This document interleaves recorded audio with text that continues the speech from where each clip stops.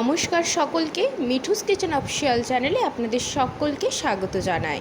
আশা করি আপনারা যেখান থেকে আমার এই ভিডিওটি দেখছেন আপনারা সকলে ভালো আছেন এবং সুস্থ আছেন। আজকে আপনাদের সাথে শেয়ার করে নেব এগ চিকেন কর্ন ম্যাগির রেসিপি। ভীষণই লোভনীয় খেতে হয়। তাহলে চলুন রেসিপিটি শুরু করা যাক। পুরো রান্নাটাই আমি এখানে রিফাইন অয়েল মানে সাদা তেলে করব। তার জন্য কড়াইয়ের মধ্যে বেশ খানিকটা পরিমাণ এখানে আমি তেল গরম করতে বসিয়ে দিয়েছি। তেলটা গরম হয়ে গেলে এর মধ্যে আমি চিকেনের ছোটো ছোটো পিসগুলোকে আমি এখানে ভেজে নেব। যেহেতু আমি আগেই বলেছি চিকেন যাবে ম্যাগির মধ্যে, সেই ক্ষেত্রে আমি এখানে অনেকটা পরিমাণে চিকেন নিয়েছি। যতটা পরিমাণ প্রয়োজন হবে ততটা আমি ম্যাগিতে ব্যবহার করব, বাকিটা আমি অন্য রেসিপির জন্য সরিয়ে রেখে দেবো। তার জন্য একদমই পুরো চিকেনটাই আমি এখানে ভেজে নিচ্ছি। উইথ বোন রয়েছে, আপনারা চাইলে বোনলেস যে চিকেন হয় সেটাও দিতে পারেন। আমি এখানে উইথ বোন দিয়েই করছি। চিকেনটা বেশ খানিকক্ষণ নাড়াচাড়া করার পরে পরিমাণ মতো নুন এবং ঝালের জন্য বেশ খানিকটা পরিমাণ গোলমরিচের গুঁড়ো দিয়ে দিয়েছি। তারপরে চিকেনটা ভাজতে খুব একটা বেশি সময় লাগবে না, ঢাকা চাপা দিয়ে রান্না করার প্রয়োজন নেই। হাতে যদি সময় কম থাকে সেই ক্ষেত্রে চিকেনটা যাতে ভালো মতো সেদ্ধ হয় ঢাকা চাপা দিয়ে রান্না করতে পারেন। আমি এখানে ঢাকা দিইনি, ওই 20 থেকে 25 মিনিট লো টু মিডিয়াম ফ্লেমে চিকেনগুলোকে আমি একটু ভালো মতো ভেজে নিয়েছি। তাহলেই কিন্তু চিকেনগুলো খুব সুন্দর মতো ভাজা হয়ে যায়। চিকেন তো সেদ্ধ হতেও খুব একটা বেশি সময় লাগে না, তাও যদি হাতে সময় কম থাকে সেই ক্ষেত্রে ঢাকা চাপা দিয়ে রান্না করে নিতে পারেন, তাতে করে চিকেনটা তাড়াতাড়ি সেদ্ধ হয়ে যাবে। 25 থেকে 30 মিনিট মতো রান্না করলেই কিন্তু চিকেন খুব ভালো মতো সেদ্ধ হয়েছে এবং ভাজা হয়ে যায়। চিকেনটা হয়তো দেখে বুঝতে পারছেন খুব সুন্দর করে কিন্তু আমাদের এখানে চিকেনটা ভাজা হয়ে গিয়েছে। ঠিক এই পর্যায়ে আমি এখানে চিকেনটাকে একটি পাত্রের মধ্যে তুলে একটা সাইডে রেখে দেবো। যেহেতু আগেই বলেছি আমি এখানে পুরো চিকেনটাই ভেজে নিয়েছি, পুরোটা কিন্তু আমি ম্যাগিতে দেবো না। অন্য রেসিপির জন্য এখানে একদম আমার চিকেন ভাজার প্রয়োজন ছিল, সেই জন্য পুরোটাই একসাথে আমি ভেজে নিয়েছি। চিকেনটা একটি পাত্রের মধ্যে তুলে আমি এখানে একটা সাইডে রেখে দিচ্ছি। এরপরে কড়াইয়ের মধ্যে বেশ খানিকটা পরিমাণ আমি এখানে জল দিয়ে দিচ্ছি। যেহেতু ম্যাগিটাকে আমরা এখানে নুডলসের মতো করে বানাবো একদম ড্রাইভাবে, সেই জন্য জল দিয়ে ম্যাগিটাকে আলাদা করে সেদ্ধ করে নিচ্ছি। সেদ্ধ করে নেওয়ার পরে এখানে আমি জল ঝরিয়ে ম্যাগিটাকে তুলে রাখবো। এখানে আমি 2 প্যাকেট ম্যাগি নিয়েছি, আপনারা যতটা পরিমাণে বানাবেন সেই মতো ম্যাগিটা নিয়ে নেবেন। তারপরে ম্যাগি সেদ্ধ হতে তো 5 মিনিটের মতো সময় লাগে, লো টু মিডিয়াম ফ্লেমে, খুব একটা বেশি সময় লাগবে না। জলটা দিয়ে ভালো করে ফুটিয়ে নেওয়ার পরে গ্যাসের ফ্লেমটা লো টু মিডিয়ামে রেখে ম্যাগিটা দিয়ে দেবেন। খানিকক্ষণ একটু নাড়াচাড়া করবেন। যেইভাবে ম্যাগি আমরা সেদ্ধ করে থাকি, ম্যাগি বা নুডলস সেদ্ধ হতে খুব একটা বেশি সময় লাগে না। মিনিট 5 একটু অপেক্ষা করবেন। একটু ফুটতে শুরু করলে বুঝতে পারবেন যে ম্যাগিটা খুব সুন্দর মতো সেদ্ধ হয়ে গিয়েছে। আবার অতিরিক্ত সেদ্ধ করার প্রয়োজনে তাহলে কিন্তু একদম ম্যাগিটা গলে গলে যায়, সেটাতে কিন্তু খুব একটা ভালো টেস্ট আসে না।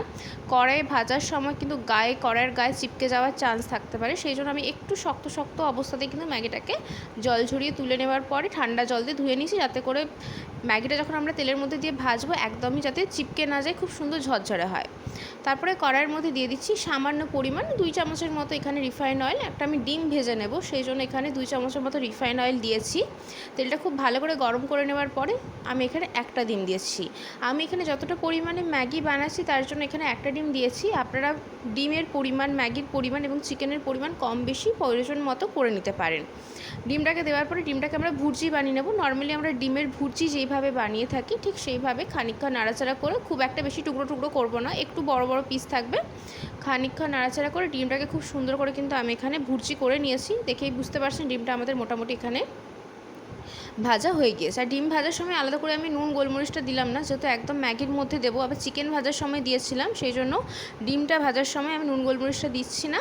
এবং ডিমটা আমাদের এখানে ভালো করে তো ভাজাও হয়ে গিয়েছে, সেই জন্য এখানে আমি একটু পাত্রের মধ্যে ডিমটাকে তুলে একটা সাইডে রেখে দিলাম।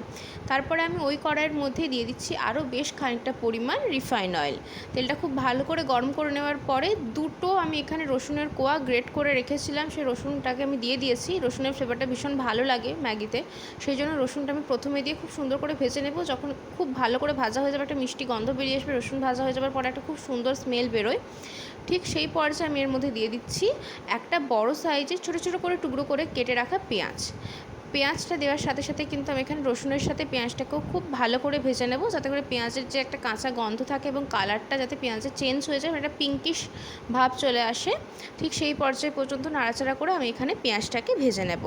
পেঁয়াজটা যখন দেখবে মোটামুটি কালারটা চেঞ্জ হয়ে গিয়েছে এবং একটু নরম হয়ে গিয়েছে, মানে খুব সুন্দর মতো একটু ভাজা হয়ে গিয়েছে, ঠিক সেই পর্যায়ে কিন্তু আমি এখানে দিয়ে দিচ্ছি। আপনারা এখানে পছন্দ মতো ভেজিটেবল দিতে পারেন। আমি এখানে যা যা দিয়েছি সেগুলো যে দিতে হবে তার কোনো মানে নেই।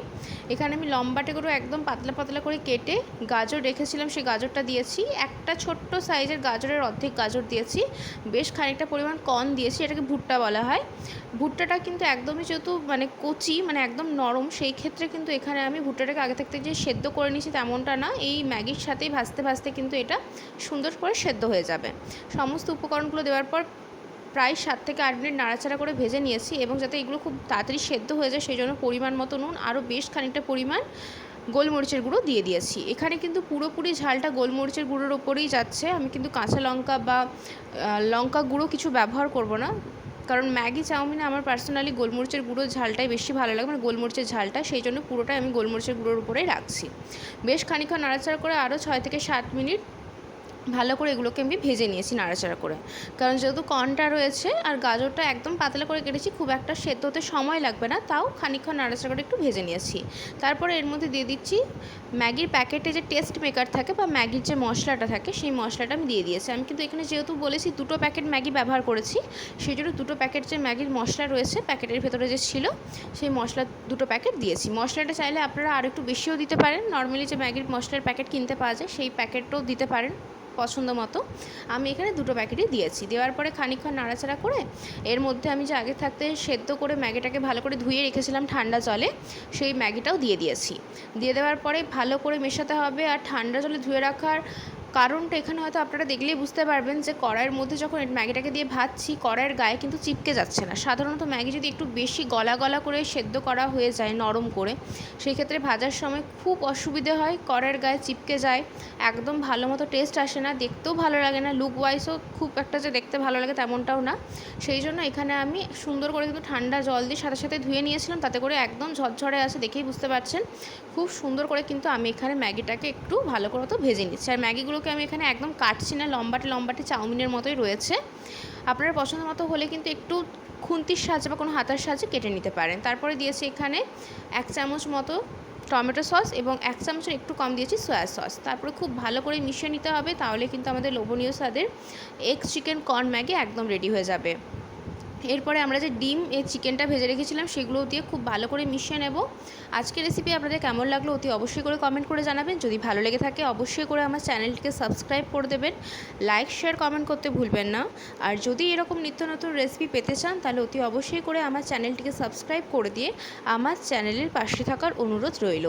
এরপর আমি ভেজে রাখা যে ডিমের ভুর্জিটা করে রেখেছিলাম সেই ডিমটাও দিয়ে দিয়েছি এবং এর মধ্যে চিকেনটাও দিয়ে দিয়েছি। আমি কিন্তু সবজি ভাজার সময় পরিমাণ মতো নুন দিয়েছিলাম, সেই জন্য ম্যাগি দেওয়ার পরে আর কিন্তু নুন দিচ্ছি না। আর ডিম ভাজার সময় যত নুন দিইনি, তার জন্য সবজি ভাজার সময় একদম পরিমাপ করে নুনটা দিয়ে দিয়েছি। আর চিকেনের মধ্যে তো নুন দেওয়াই ছিল ভাজার সময়, সেই জন্য নুনটা একটু বুঝে শুনে ব্যবহার করবেন। তারপরে খুব ভালো করে এখানে মিশিয়ে নিচ্ছি। বাচ্চাদেরকে টিফিনেও বানিয়ে দিতে পারেন, কিংবা সন্ধ্যেতে জলখাবার হিসেবে মুখরোচক কিছু বড়রাও খেতে পারেন, ভীষণ টেস্টি খেতে হয়। যারা ম্যাগি পছন্দ করেন খেতে, তাদের তো এটা ভীষণ ভালো লাগবে, খুব টেস্টি খেতে হয়। বাড়িতে অতি অবশ্যই করে একবার ট্রাই করে দেখতে পারেন, আর জানাতে পারেন কমেন্ট করে আপনাদের আজকের এই রেসিপিটি কেমন লাগলো। যদি ভালো লেগে থাকে তাহলে অতি অবশ্যই করে কিন্তু আমার চ্যানেলটিকে সাবস্ক্রাইব করে দেবেন। ম্যাগি কিন্তু আমাদের এখানে একদম রেডি। চিকেন আর এগটা দেওয়ার পরে আমি এখানে মিনিট 5 একটু ভাজা ভাজা করে নিয়েছিলাম, যাতে করে আরও একটু ভালো মতো ভাজা হয়ে যায় সমস্ত কিছু উপকরণগুলো। তারপরে এখানে আমি একটি পাত্রের মধ্যে সার্ভ করে দিচ্ছি। ভীষণ লোভনীয় খেতে হয়। যারা ম্যাগি পছন্দ করেন তাদের তো এক চান্সে এটা পছন্দ হয়ে যাবে। বাড়িতে ছোটো বাচ্চা থাকুক কিংবা কোনো গেস্ট আসুক, এইভাবে বানিয়ে দিতে পারেন। ম্যাগি ভীষণ লোভনীয় খেতে হয়, দেখতে যত না লোভনীয় হয়েছে খেতে তো ভীষণ লোভনীয় হয়। যারা বাড়িতে এইভাবে বানিয়েছেন আগে তারা জানেন কতটা টেস্টি খেতে হয়।